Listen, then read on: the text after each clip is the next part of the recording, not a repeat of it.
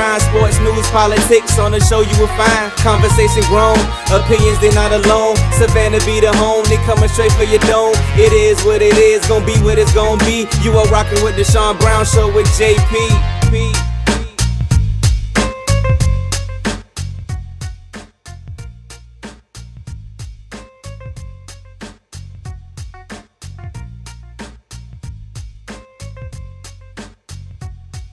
From the East Coast to the West Coast, this is the Sean Brown Show on WQTS Digital Broadcast. Hope everybody's having a great Monday here in the city of Savannah. Sean Brown here, JP in studio with Evans Davis. It's another Monday. Lots to talk about today, lots to cover.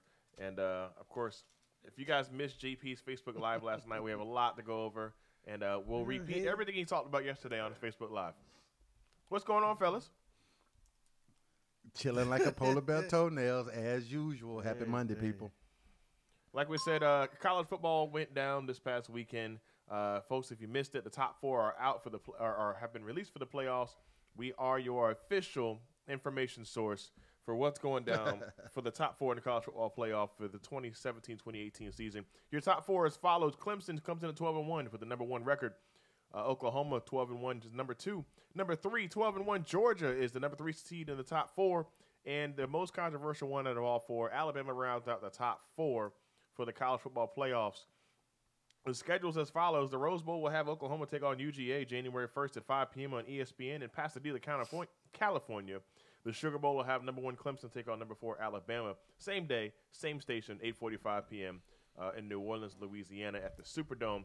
Fellas, I know it's a very controversial topic. We've been debating it through text messages for the last 48 hours. Who should be in and who was in and why they should not be in, why they should be in.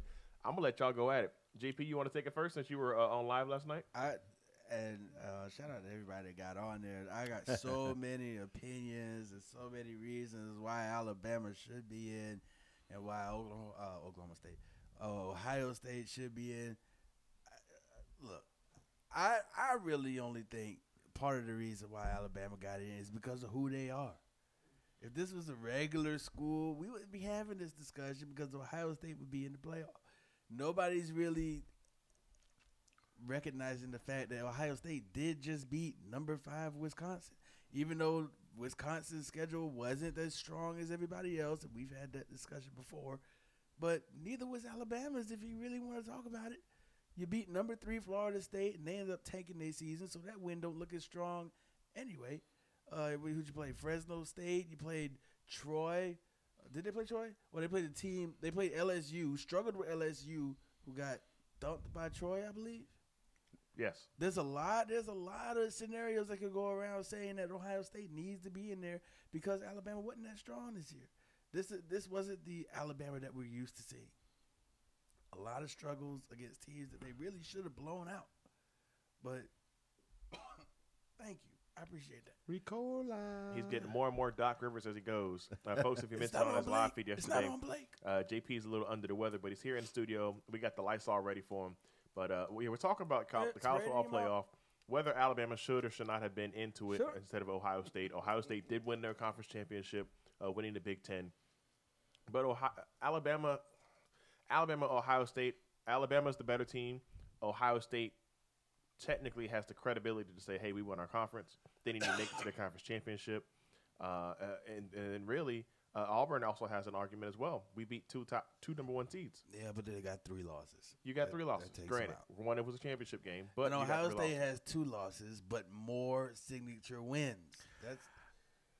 I think at the end of the day, the committee tries to put the best 4 teams in the 4, and I think Alabama is top 4. And I say that because you couldn't go wrong with either one because they both have religious followings. So we know it's about the money grab at the end of the day. But, of course. But Alabama they were 1-2 all year up until that Auburn game. They consistently beat everyone. They were a top 4 team all year long. With the exception of the Auburn game, I think they deserve to be in there. If Ohio State had 1 loss, and if that 1 loss was just Ohio, was it Ohio State? Ohio State. So that one loss, if they would have had that one loss, they would have been in. When they lost to Iowa, Iowa, that big loss. Well, that big loss. Even if that was the only loss that Ohio State had, they would have been in there because of what they've done. Mm-hmm. But to lose by 31 to Iowa, that at the end of the day, I think that nipped them. Even though they had impressive wins, if Alabama would have lost to Troy or lost to someone, that would be different. Mm-hmm. And I'm talking about if Alabama lost to someone like Iowa and Ohio State had one loss to a team like that, Ohio State would have got in because of what they done. Alabama, I think, is the better team. Ohio State did, put together a run there, and they did beat Wisconsin. But it's not a written rule that you're the conference championship you get in. That's just what the committee, we say that's what they look at. But there's no rule that say you win your conference, you're in. This is not the NCAA tournament where you get an automatic bid for winning your conference. They try to put the best 4 teams in the but you playoffs. would think with the top, with their top Power 5 conferences, if you're already in the top 5 seeding and then you do win your conference championship, it should kind of help your resume a little bit. But I get what everybody's saying. That Iowa loss for Ohio State, that's like the spades. That's your possible. That was their possible to keep them out. Yep. And it did. Yep. Let's focus on the matchups, though, for the college football playoffs. Oklahoma at UGA. Oklahoma UGA at the Rose Bowl. Of course, we want Georgia to win. I'm with Georgia all the way. Period. I will go ahead and recant my statement from Friday. I was very impressed with Georgia. Extremely impressed with Georgia on Saturday. Georgia made the proper changes. Mm-hmm. It didn't help that Auburn's running back wasn't at 100%. Mm-hmm. But, when they kicked the ball off with 15 minutes on that clock in the first quarter, all bets are off. True. If you're out there, guess what? If you come my way, I'm going to light you up. It's football. There's no babies in this game. But Auburn did look like a machine on that first drive. They really that did. First drive they went scared right me. down. My they went right goodness. down. But here's the thing. I see it. Alabama, Georgia in the national championship. That's what I see. That would be the good game. Because that would relay all the rumors. Because everybody said Alabama and Georgia didn't even play this year. Mm-hmm. So that would silence all the rumors. If Georgia could beat Alabama, then that means Georgia is solidified as the best team in the country. Everybody's still talking, okay, well, Georgia's in, Alabama squeaks in, but Alabama and Georgia never really played, which is Alabama's fault because they lost that game to Auburn, which took them out of the conference championship. Right. So the thing about Georgia is you have help me out, their running back. They have several. Chubb. You have Chubb. Then the other one. You got Swift. You got Michael. Swift is the key. And then right behind him, Evander Holyfield's son. Holyfield played a little bit in that SEC championship and showed much promise. Well, they got Michelle Michael. They got Chubb, Michelle Michael. Sony Michelle. That's his name. Sony Michelle. So you got 4 people that can run the ball. Sony. Plus Nick Chubb. Jake Fromm. Mm-hmm. They have a complete package on offense. Mm-hmm. They're good. Mm-hmm. Defensively, the defense in the running game has been our calling card all year long. Right. It's been our calling card all year long because we have multiple players. We had a lot of depth on the defensive side of the ball. And the running game it's a page out of Alabama's book. Mm-hmm. I mean, that's all. It's just a page out of their book. So I was impressed with UGA mixing it up, and I expected that. I'm a big what's my guy's name? I just had a brain fart. The head coach of Georgia. Come on now. Kirby Smart. Kirby, good Lord. I'm a big fan of Kirby. How he does things. Excuse me, his adjustments that he's making. And a lot of times it's all about the adjustments. It's about the adjustments, and they're going to have time to prepare for Oklahoma. It's going to be a great game because Oklahoma's been handling business too. And up until the tail end of the season, Georgia was beating people decisively like Alabama was. So, I mean, but the Clemson-Alabama matchup is one for the ages. I'm not sold on Hurst at quarterback, and I think Auburn, they took advantage of Hurst's inability to sit in the pocket and throw it through the window, just like Fromm in the first game. Auburn took advantage of that. So the adjustments was made. Georgia definitely deserves to be in. It's going to be a great game. And it's going to be a great one at Clemson. Like Nature Boy Ric Flair said, to beat a man, you got to beat the man. And I'm happy that Alabama's in there because despite the success of Clemson in recent years and Ohio State with Irvin, what he's done, Alabama is the man. True. Consistently in 10 years, they are the man. Whether it's the Alabama we've seen of all, once you set it's kind of like the Patriots or LeBron James, you're so great for so long that any tippage below the standard, you're not the same, still great. Yeah, that's still a great. And that's this Nick Saban's culture. He's got a winning culture that he's built in Alabama, from the facilities all the way up. They've got everything that they need to be successful, whereas they've got what some schools would only pray to have. Yeah, absolutely. $4.1 million weight room. I mean, they've got facilities. They got the whole nine. That's what Jimbo was asking for at FSU. Now he's got it at Texas A&M. So exactly. Let's look at this matchup though between Georgia and Oklahoma. Passing yards coming in. Baker Mayfield leading Heisman candidate right now. Yes. Easily. No, I would say that. Comes in with 4,340 yards passing, 41 touchdowns, and 5 interceptions on the season against Jake Fromm.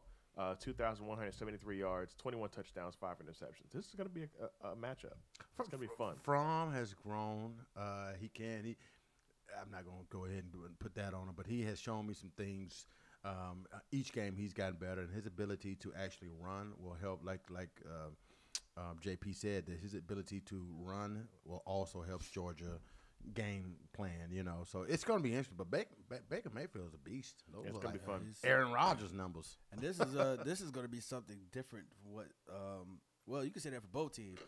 They really don't know what they can only go by film. It's not like they saw them earlier in the year. They're going to come in somewhat on an island because you've never seen the team before. Two different conferences have two different game plans and style of play. Big Ten, SEC. They play football differently.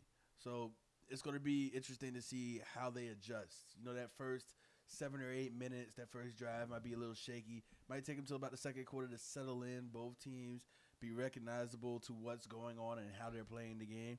And then after that, I think it should be really competitive, close. I don't see a blowout. No, I don't see none of these games going to be blowouts. These are all going to be close games. I don't know. The Alabama-Clemson game could be a blowout. Which way? Not Alabama way. Not the way Clemson's playing right now. And you got to understand now, this is not like we got a week to prepare. These guys got plenty of time to switch things up. True. Throw some wrinkles into their offense, add a few things.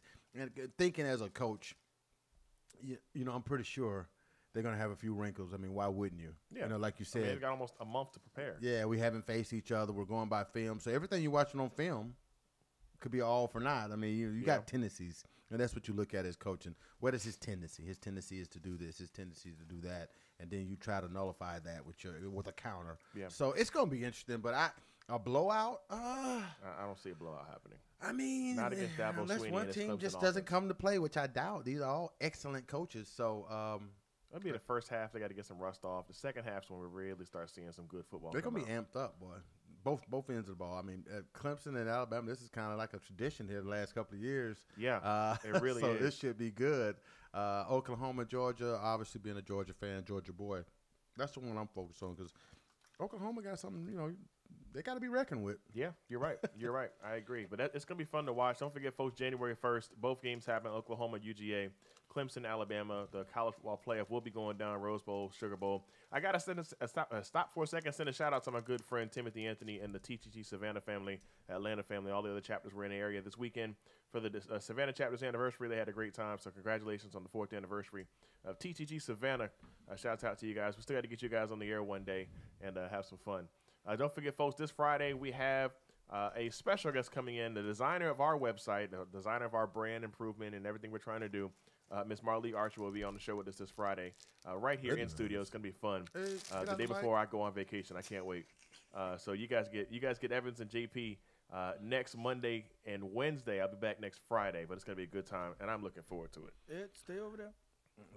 JP said, last night on his live feed that if he wanted his own show, he would go straight to the radio. Yeah, he goes straight to FM radio because he's just too well connected in this town. Hey, I am. But hey, shut your up. No. Hey, shut up. I'm gonna go straight to the radio. We'll go to the radio then. Pecan. Too many politics in radio. Oh, okay. Nah, so we're trying to get, man. We're trying to get to the FM platform, making our way up, starting on the digital level, and make our way up to the FM radio platform. Big news coming out of the NFL today. Yeah, boy. Just coming out, the struggling, which is the understatement of the year. Struggling. The New York Giants have fired Coach McAdoo. Ben McAdoo has been fired. They also fired their GM, Jerry Reese, today. There's a complete overhaul going down Ugly, JP. in New York. If I was ugly, then I would be the Giants season, but I'm not. Touche. The Giants again Time to lost. rebuild, big fella. The Giants again lost yesterday. That was inevitable. I mean, you know what? I've always said that the crowd is fickle. And just like the Tennessee fiasco, Which is still going on. It's still going on. You know, once there's an uproar, there's a knee-jerk reaction. You know, and we don't know all the ins and outs. I would like to think McAdoo made the move on Eli with the ownership knowing what was going on. Mm-hmm. But he said, you know, we were on the same page, and they said, well, it could have been handled different. Okay, whatever. You're getting the media saying you just need to overhaul the Giants, and maybe you do. And maybe you do, and they this was the start of it. The GM and the head coach, who's next. You know, if I'm Eli, I'm done. I've served my time as a Giant. I don't want to be back. I don't care who you bring. Just in trade me. Just trade me. I'm done. You disrespected me. Yeah, you know, season. I would have let Eli finish on out. Yeah, finish the season. I mean, there's nothing to play lose. for. Just let out of respect for what he's done. Yep. Let him finish it on. I get it from a quote-unquote team standpoint. We want to see what these young guys are about. Mm-hmm. Well, let's see how Eli plays. If there's a time where we don't look like we're going to win, hey, let's make this switch and get this guy some live reps. But, you know, that's the Giants season. It's not surprising. Everybody kind of seeing this coming. So, on to the next one. So there was a game that happened yesterday. 23-3 was the final score. It's the Patriots versus Bills. But the game really isn't the discussion today. It's really not. It's the actions of Rob Gronkowski. Yeah, boy. After he pile drove his shoulder into the Bills' rookie cornerback, Tre'Davious White's head, knocking him out. After a no call that he thought should have been a call. He pile drove his shoulder. He did. I didn't watch any of this because I was knocked out. It was an intentional play. Yeah. He should have been ejected. He speared him to the head, and essentially. Yeah, it could have been worse, but he did. It was intentional. He guy was out of bounds on the ground, and Gronkowski came out of nowhere, and he didn't helmet him in the back or anything, but he led with his shoulder, hit the guy. It was uncalled for, definitely intentional, and nothing happened. Yeah, the Bills are calling it a dirty play. People are calling for suspensions, and I agree. He may get it's suspended. very valid to have a suspension in that situation. 23-3 was the final score, though, by the way, for the Patriots. JP, you said you didn't watch that game? No, I was knocked out the whole day yesterday. I felt awful until later on that night. Started feeling a little bit better. That's why I went on and said what I said on Facebook. But I didn't watch any of this, so I'm completely out of the loop. Well, your quarterback, Tom Brady, 40-year-old, 21 for 30 yesterday, 258 yards, 1 interception, quarterback rating of 63.3. Gave up 3 sacks, by the way. You could have a quarterback rating of 23.3 as long as them points is more than the other team at the end of the day. Guess what?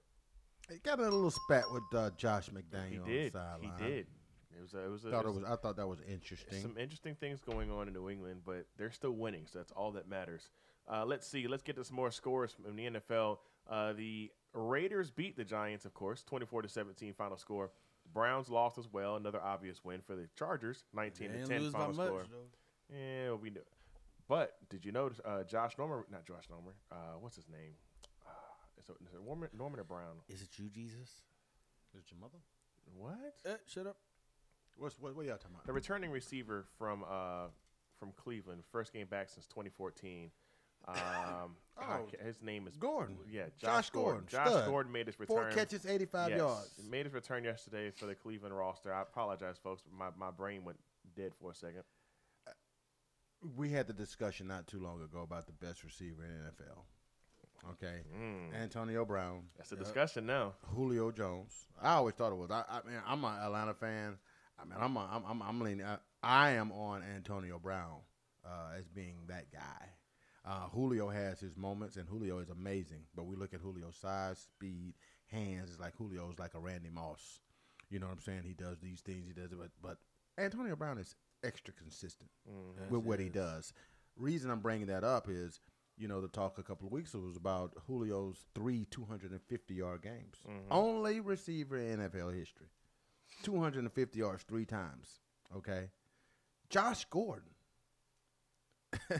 Only other active player with 2 games over, he don't have 250. He has one of 263 or 267 in a game of 237 or 231. Yep. The only 2 active receivers with that many yards. This guy's a stud. That's true. He can play. He can play. He came out yesterday, second quarter. You see the catch second quarter made over top? Man, it was crazy. He's a stud, man. I mean, he had his problem. We all do, and they're obviously they've been, brought out more with his return and him sharing. And it's good to see, you can't come back from those things. A lot of people don't. Right. Chris Carter did it, and he's a Hall of Famer. Yep. Michael Irvin. And there's a lot of people out there, that don't have this platform.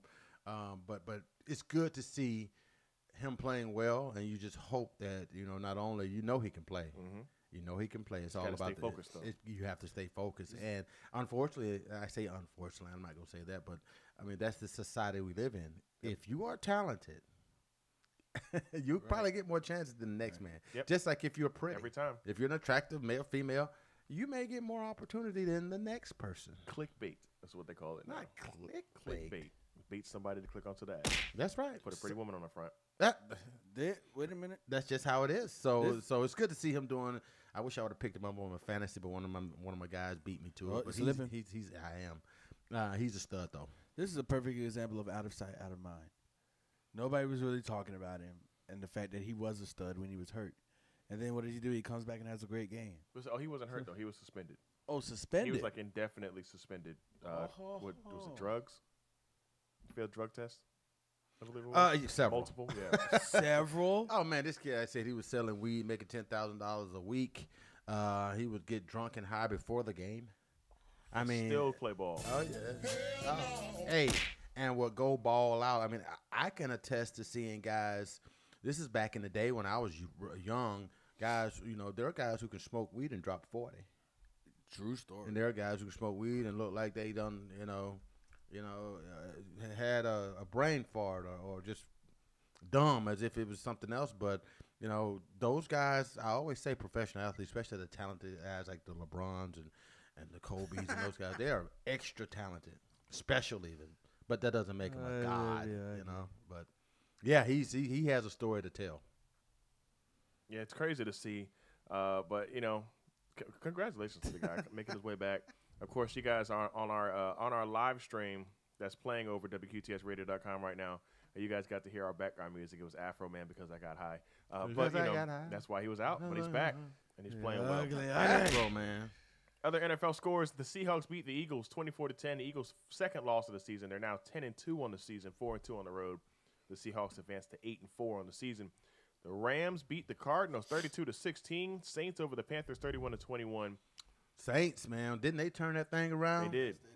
We had them buried and gone them first 2 games. Sure it was. They got rid of the see. distraction and the Adrian Peterson and focused, and then now everybody like, oh, Sean Payton. No, we doing that. They all right. And I'm a Falcons fan, so I ain't nowhere in the world room for no Saints. So don't get them misconstrued. Saints fans, Aints fans, we Falcons all the way. The Ravens over the Lions 44-20. Jaguars over the Colts 30-10. The Jets beat the Chiefs 38-31. The Dolphins stomped the Broncos 35-9. Interesting game there. And Titans over the Texans. Packers beat the Buccaneers in overtime 26-20. The Bears lost to the 49ers 15-14. And the Vikings beat the Falcons 14-9. The Vikings are a really good team. Yes, they are. They got a defense. Case Keenum is in a rhythm. They throwing you off balance with both Murray and McKinnon because Murray's more of your in-between the tackles, hit you across your head runner. McKinnon's a guy who can kind of like a Kamaria, not to that level, who can step out and receive. Those guys are dangerous, man, and their defense has been solid. So I hate to see Julio only have 2 catches, but right. That was a good win by Minnesota. You have to tip your hat off to them. Definitely good win. Definitely good win. Let's transition over to college basketball as it is that time of the year. That time of the year. How's State doing? It's picking up. We lost to William & Mary. What was it, 98-70 the other day. It's improving. They're going to do very well in the conference. We just got to get to conference. JP. What folks don't think about is I the have fact yet that to see it. I got to see it. What folks forget to think about when it comes to Savannah State is if you remember the year that they won 17 straight games, won the MEAC championship. Absolutely. They had 10 losses. They lost almost every non-conference game and then won out in conference. That's typically what they tend to do. But they'll be fine. They'll be fine. Yeah, it's always possible, but it's that time of year. They still got a few games to go. You know what I'm saying? I don't expect them to. Big games in the next couple of weeks too. Oh yeah, you got Southern this Saturday. Am I correct? At Southern, Georgia Southern this Saturday. Yep. And they're playing well as well, so that ought to be good. You know, what about them Dukies? Yes, sir. We look good. I mean, we are playing cupcake games right now. Everybody does, but we look really, really good. For Bagley to have an off game like he did the last game, I think 19 and 13. When you're so used to, I'll take that any day on an yeah, off game. I will. But when you're so used to him getting 25, 30, and 15, and you only have 19, and you still dominate. They're a good team. Is Georgia ranked in here? Didn't they have some impressive wins here lately? They should be. Well, we talked about Duke. Duke's the number one team in the power rankings, followed by Kansas and Michigan State. Michigan State. Georgia comes in at number. Let's hope. I don't think somewhere so. in there.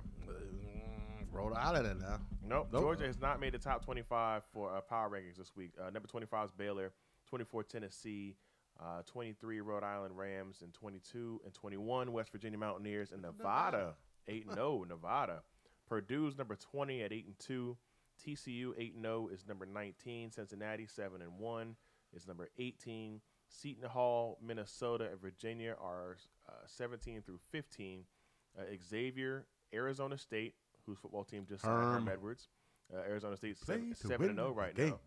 And Gonzaga, Kentucky is the number 11 seed. North Carolina is the number 10. Wichita State, number 9. Notre Dame is number 8. Miami 7. Florida 6. Texas A&M, Villanova, and Michigan State are 5-4-3. I got to give a shout out to Little East Side who just logged in, and Coach Townsend, Richard Townsend was my high school coach. So appreciate you guys for logging in. Yes, sir. Thank you for logging in, and you see he has hair now, so it works out. Everything improves. Oh no, the waves, the waves were there back then. That's where it all originated, man. So you got the Mercer and took everything off? I did. Oh man, cheaper, fresh start. Cheaper. I don't know. Them razors cost money, man. Shit, not the ones from the Dollar General, not the dollar for a pack of 25 disposable. Y'all know what I'm talking about out there. So America. Richard Townsend was your coach? Yes, he is. Okay, Coach Townsend, since you're on here, I have to ask you a question. Was Evans Davis the stud that he says he was in high school? Uh-oh. I want to know. Footage. I was one of the studs. I want to know. We had a team. Let it be known, Coach Townsend. 30 for 30, we still waiting on you too. We had a team. we had a team. We had a team. I was the, and I'm gonna just say I'm using it loosely because I wasn't him. I was kind of like the Draymond. I wasn't as talkative and all that. But as far as the glue, I kind of a glue guy. I played my role. You know what I'm saying? I played my role. We had scorers. We had guards. Right. We had. Sure. I wasn't stuff. We had studs. You know, Ray Harrison, E.J. Jacobs, Atiba Prater, Nick Patrick. Those guys were the studs. I was late to the game, but. So you were the one that if a fight broke out, you grab your teammate and yank him out the way. That's what you were. I'm there, and yank him out the way. No, sir. I ain't yanking nobody out the way. Let's get it on. I was swinging for you, fool. I was swinging for A&T. Yank him out the way. Negative. And screaming East Side the whole way. Oh man. All right. Tommy Williams Jr. is answering the call that was given to Coach. He said, "I'll answer straight." He said, "Evans." He said, "I'll answer straight." Something. 30-0. Tell Evans 30-0, top 4 in the nation. Yep. 30 for 30, we waiting on you. Yeah. You can't argue that. You can't argue that. Thank you, Tommy. But he, JP from downhill. He's from Brooklyn. Yes. Some news. Well, he sure look like him downhill. Shut up. Some news coming out of college basketball as well in the MEAC. South Carolina State senior Tavor Solomon had to be revived on the bench over the weekend on Saturday after collapsing on the Bulldogs bench and their loss to North Carolina State. They stopped the entire game. Absolutely. They had to do CPR and get him out and get to the locker room, get him conscious. His heart stopped. Legit, his heart stopped. And I've seen this kid play for the last 3 years. It's his senior season. He can play ball, so it's definitely concerning to see something like this happen. But they resumed the game at 1 o'clock. It took about 2 hours, and then when South Carolina State came back on the floor, they came out to a standing ovation. It was impressive to see. Very impressive to see. Yeah, some of these teams, and how can I say this to be politically correct? Some of these teams actually have respect for the teams that they play. And in some places, something like that happens, and the team comes back and they go, oh, we're about to play basketball again. Come on, let's get it. But to stand up and give the team a standing ovation, that says something about NC State. And I think more teams should do that. We all, if somebody gets hurt, we all take the silence, and then if they get up, we clap. We're glad they're okay.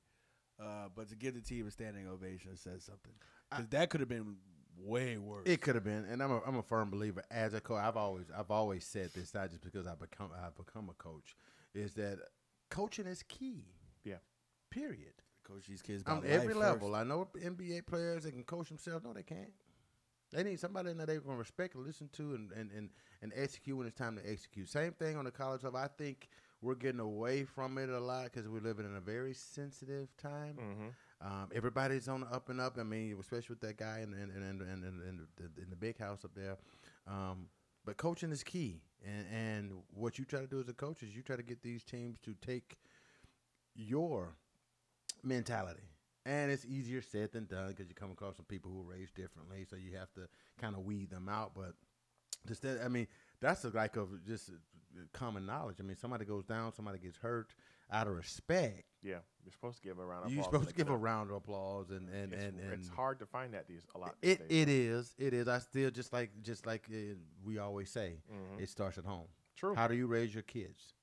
That's you know true. what I'm saying? It starts at home, and it starts with coaching and recruiting. Some coaches, a little bit more lenient and allow certain things that other coaches don't, and you recruit the kids that you can coach. Mm-hmm. You take a chance on one or two of them. That may be a difference maker for you and your program, but you just never know. So, the story's good that he's doing well, and I didn't know that. I saw something on social media, but I didn't know what's going on.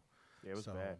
I like what the coaching staff did though for South Carolina State. They let the players decide whether they're going to keep playing or not. They said we were more than willing to throw it in for the day and go take care of Tyboris.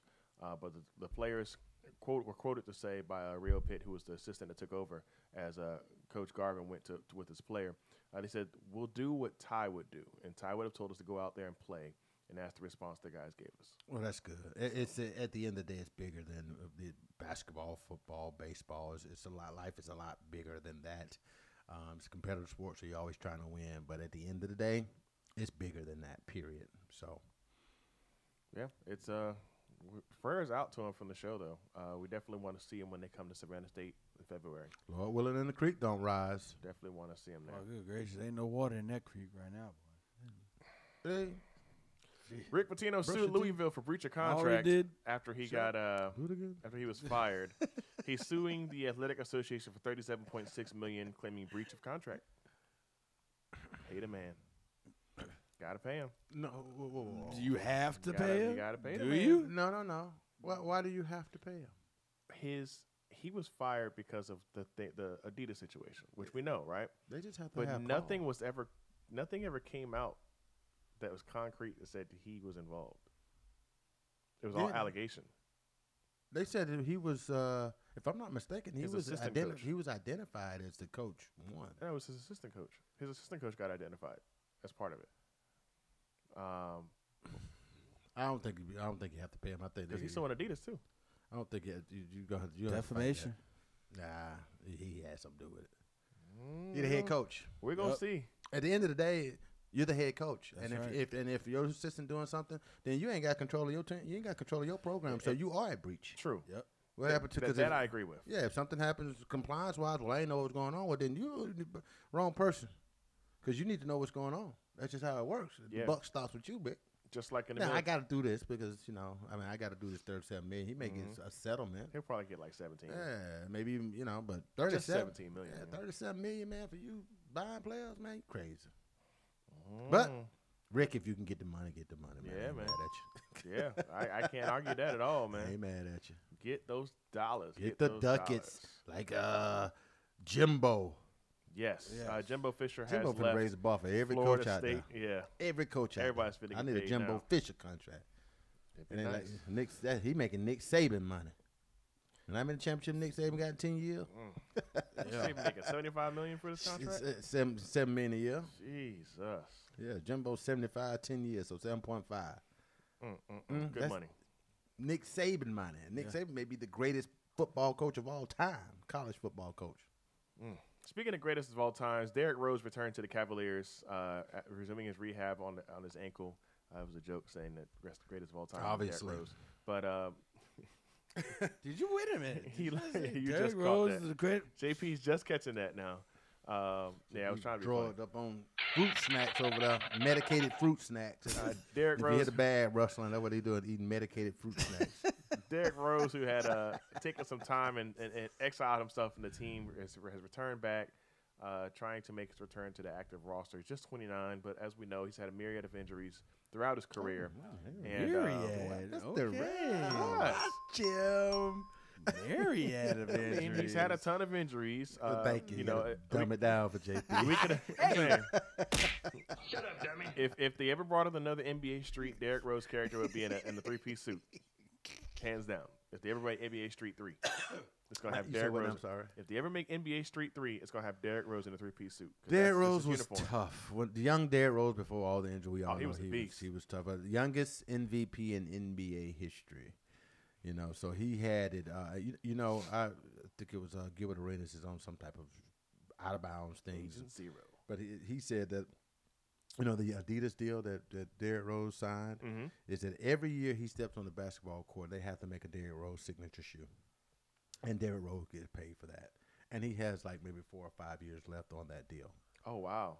So all he has to do is play like one game, and he gets paid. He steps foot on that basketball court, they have to make a signature shoe.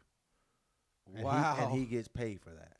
So you know what? Just do the layup line and be happy, sir. I may take a leave of absence, but I ain't going nowhere till that contract up, because if I do retire, I do leave, I'm leaving a lot of money on the table. I'm leaving it on the table. Yeah. But that's what the deal. It was a massive deal. Now it was $100 and something million deal that he signed with Adidas after his MVP season, and then the Marriott, is that right? Marriott. Yes. If injuries came, and so he has reason to play, hurt or not. I agree. Coach Ty Lue was quoted to say he wants to be back and he wants to play in reference to Derrick Rose. He's too young, too talented to give it up this early. I know he's frustrated, but like I said, I'm glad he's in a good place now, and we're glad to have him back. Ty Lue is actually a good coach compared to a terrible player. He really is a good coach. Well, look, honestly, he wasn't a terrible player. Everybody wants that game against Allen Iverson where he stepped over him. Nobody's really talking about the fact that Tyronn Lue came over that bench and smashed 4 threes. But for the fact, off the bench, but everybody wants to just go straight to the Allen Iverson step over move. Tyronn Lue was never that guy, though. It was just okay as Tyronn Lue. No. And everybody can't be that guy. True. That's what people need to realize. I think LeBron James, and I do think we put LeBron James on a certain pedestal, but we've done it with all athletes. I think Tom Brady's on a certain pedestal where he can't, quote unquote, do any wrong. Obviously, Michael Jordan was on that pedestal. Oh yeah. I think 23s are gorgeous. By the way. I'm sure in Michael Jordan, but LeBron's greatness, I think kind of just nullifies everybody else. Lue's not a bad coach at all, but it's LeBron. So everybody's like, LeBron's the GM, he's the coach, he's this, he's that. No, Kyrie wanted to have his own shine, so to speak.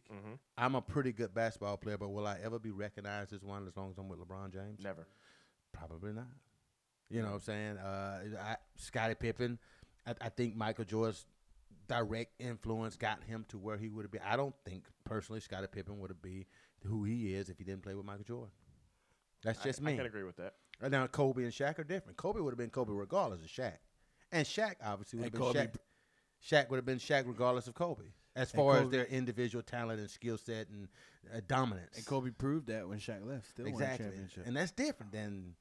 and I think Kyrie has that in him.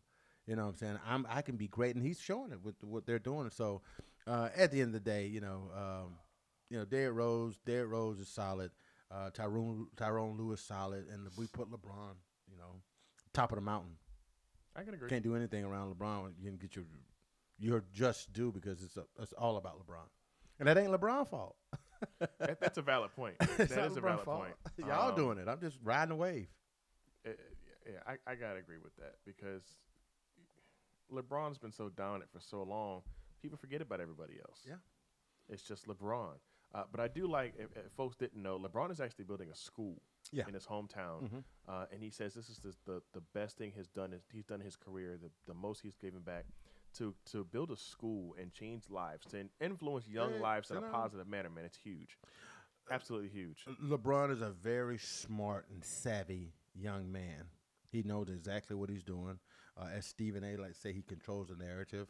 I'm not downplaying what this is, building that school, but it's a smart move by LeBron. It's a great act. You have the ability to do so why not?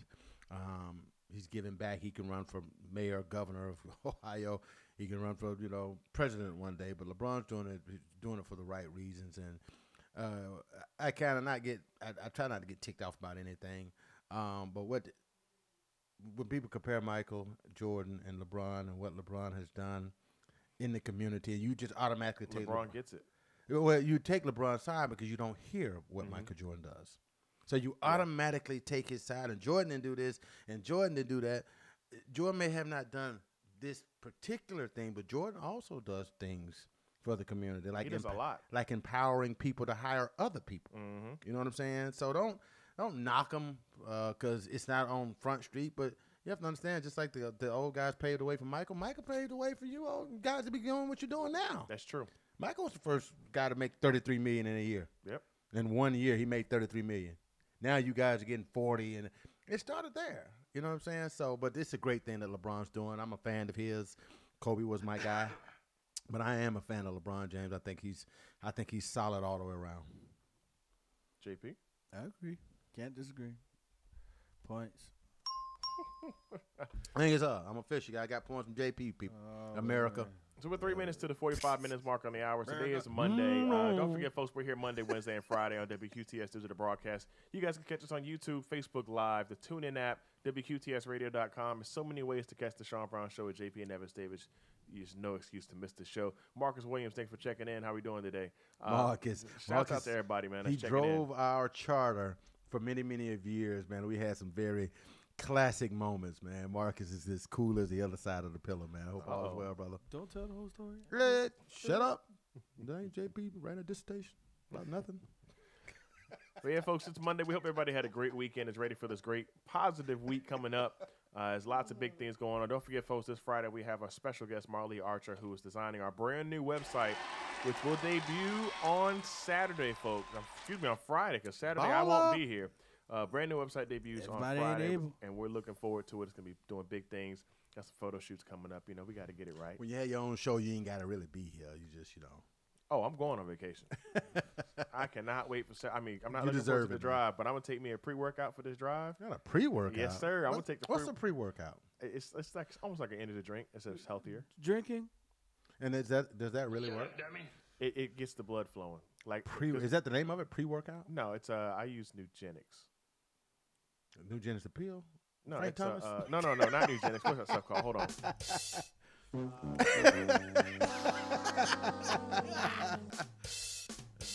I'll look at it when we get Okay, no. The reason I'm asking is I've heard about it, and JP said it. And you got 5 hour, you got different things, but this is more healthy. Well, this is actually for a workout. Like if I was going to do a workout, it gets the blood flowing and gets you running.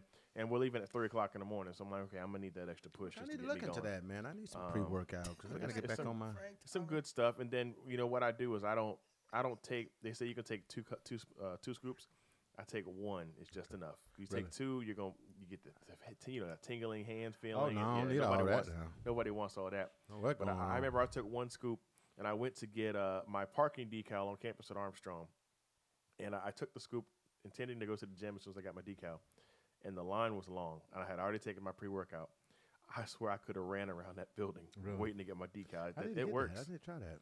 It certainly works. Ask about that. Just get you a good little shaker. You'll be good to go. I'm trying to get back on my stuff, man. I need to. Yeah, I need to do the same thing. I mean, seriously, I need to lose about 30 pounds.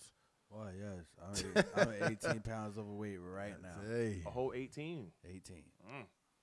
If I can lose 18, I'll be good, and then I could just keep it. Yeah, whatever. Forgot. Easier said than done. We forgot about that wager from this past weekend. Oh, yeah. Melvin Cochran checking in said KL has not showed up with the 20. Uh-oh. But Kyle, what are you JP. doing, sir? Gotta honor that wager. Kyle, where you at? Because Melvin is definitely a man of his word.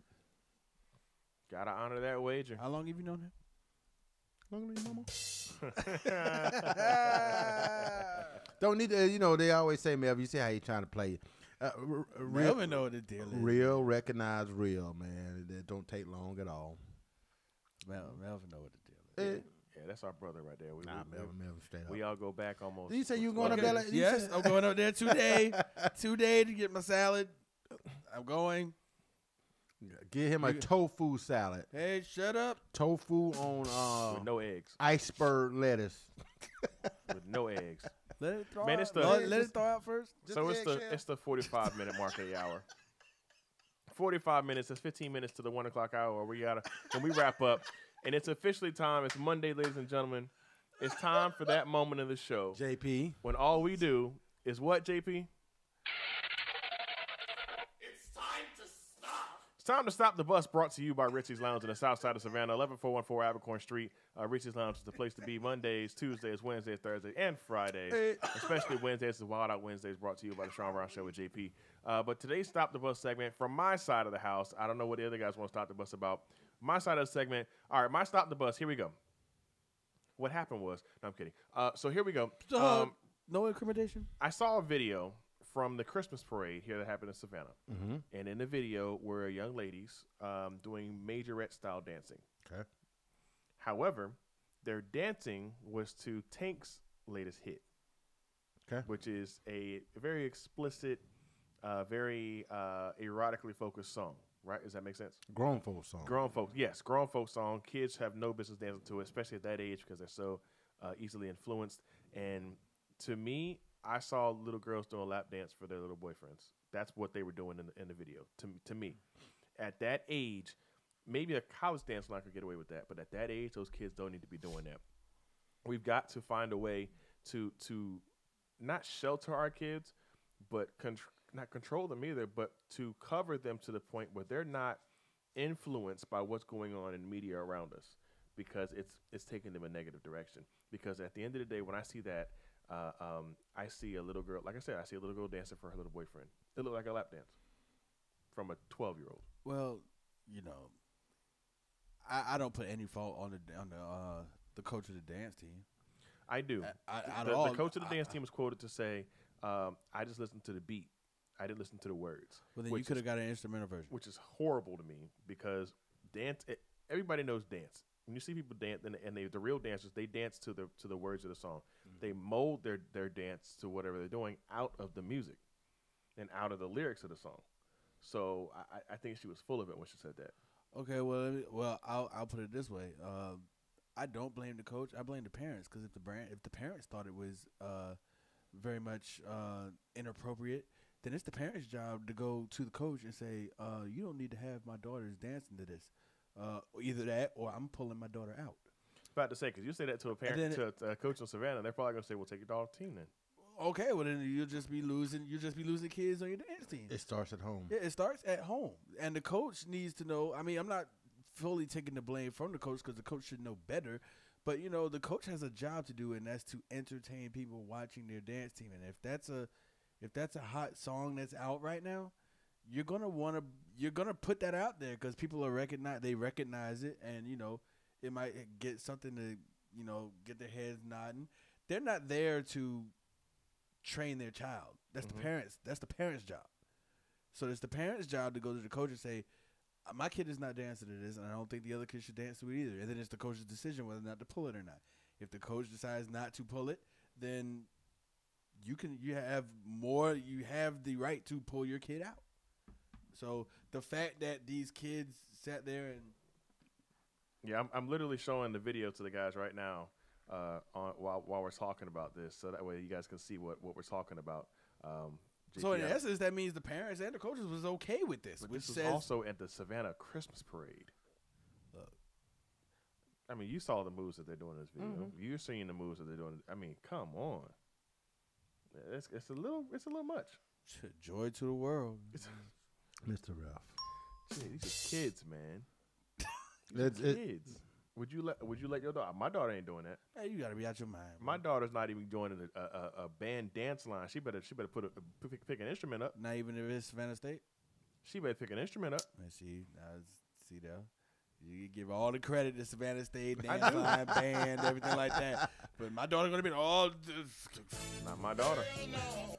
It's not my daughter. It's my. I'm dad. I'm paying. If I'm paying for the education, or it's on my dime, no, you're not dancing on the dance line. You go pick up an instrument and get a scholarship. Get some scholarship money. She gonna play the cowbell? She can play the saxophone like her brother's playing right now. Just played for 600 people yesterday. She could play, drums. She could play marimba. If you play drums, you know where to send the big fella. Thank you. At the end of the day, them kids gonna do what them kids want to do. You're right. That is correct. You're right. And that's all you can do is guide them the right way and teach them, what you need to teach them, and pray to the good Lord that teaching holds fast as they go on out into the real world. But at the end of the day, like you're gonna do what you want to do. That's true. At that age, though, I put the blame solely on the parent. The coach, it all starts at home. Period. Right. So whatever is allowed at that Christmas parade, the parents allowed it. And you got to understand, people are raised differently now. Right. So what it seemed for us to be, man, how you going to let your kids, the norm for some people? Well, because my mother did it. Kids. My mother did it. My grandmother did it. It was allowed in my household. It's not that big of a deal. We don't look at it like that, and you're absolutely right. Grandma just turned 40. Yep. Hence the. Think it's a game. Hence to each his own. So I agree with you guys. I'm one that doesn't. That's not what you look for out of 12-year-olds to be dancing that provocatively, because you're enticing the wrong idea, and with that comes sexual misconduct, groping, cat calls or whatever, which isn't right. And you should be able to, dance without. I didn't ask you to come over and touch my butt because I'm dancing like this, but you dance a certain way, you ask for certain things. So you dress a certain way, you ask, for certain issues. But it'd be like that, man. That's the world we live in. But that's unfortunate. Sex sells in the world we live in too, as well. You said what? Sex sells. Sex violence. It sells, but not if you're a man. Drugs and rock and roll. It sells, but not if you're a male sagging. Especially in a lot of American cities. This is my second part of my stop the bus. Sagging has been banned in Hawkinsville, Georgia. Really? 6 Louisiana cities and parishes, including Shreveport and Alexandria. Sagging? There are proposed bans in Trenton, New Jersey, Pleasantville, New Jersey, Charlotte, North Carolina, Dallas, Baltimore, Atlanta, and 3 other Georgia towns, including Rome, Brunswick, and Plains, Duncan, Oklahoma, and Yonkers, New York. Bans have also they've been rejected in Pine Bluff, Arkansas. Cities are actually coming together and say you're going to get cited if you sag. I like it. I like it too. I don't want to see people's draws. I just don't. I don't care if they're basketball shorts and then jeans at your knees. No, I don't know. Buy pants that fit, man. Granted, it's everybody's style to each their own, but it's no. Yeah, my only question: how would you enforce that? What's the criteria? What's the okay, if it's below your butt, if it's slightly off my pants don't come up to my belly button. No, what I'm saying? But they shouldn't a little bit, but we shouldn't be able to see. Right. We shouldn't be able to see your full boxers. I agree. Now that I don't see anything. I don't see your butt. But that's because of the oversized coat and the long shirt. So you're gonna cite me for this? But you could be able to tell when somebody's sagging just by the way the pants look. Right. Well, this is sagging though. But see, I don't mind. And the image we're looking at, folks, is 2 gentlemen walking down the block in Timbs and Air Force Ones, sagging jeans, hoodies. The hoodies cover what would be their draws showing, the waistline. However, I think what bothers me is today's modern age is you got these skinny jeans with skinny shirts that barely cover the belly button, and then they're sagging with their drawers out. And they're walking like That's what I don't want to see. Walking like what? Penguins. Because they can't walk. Now, I grew up in the area with the baggy jeans. And you look at Jinko jeans. Yeah, you look at that now, you're like, man, that was the style. But and the pants used to come off the butt as well, but you had not as bad as now, though. Well, we're from the South, so you had a tall tee hiding it. Yes, that is correct. And my white tee. You know what I'm saying? So Crisp white tee. This new skinny jeans butt out thing is just I don't get it. It ain't for me to get. I think it's absolutely whack. It don't get no whacker. And I'm talking about not just the youngins. You got 30, 40-year-old men out here with they butt out. What you trying to do? Catch a teeny bopper? Yeah. Well, you go catch a bopper, but it ain't go. Teeny bopper. You trying to catch a Sugar daddy. youngin. You trying to catch a youngin who like to see grown men in tight pants with their butt out. So I think the whole thing is this. When we say sagging, we think, pants down, everything else like that. But look at the demographic of sagging. And if you don't know what the demographic of sagging is, spell sagging backwards. Interesting. Continue, sir. Very. It's really only us. I mean, I'm guilty of sagging until I found out where it came from. Yeah. Some people.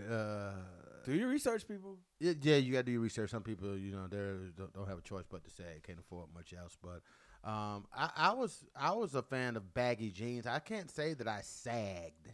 I've never sagged. I've had big jeans. I mean, I'm talking 4X. So when crisscross came out, wearing their pants backwards, the cross colors, and they were oversized.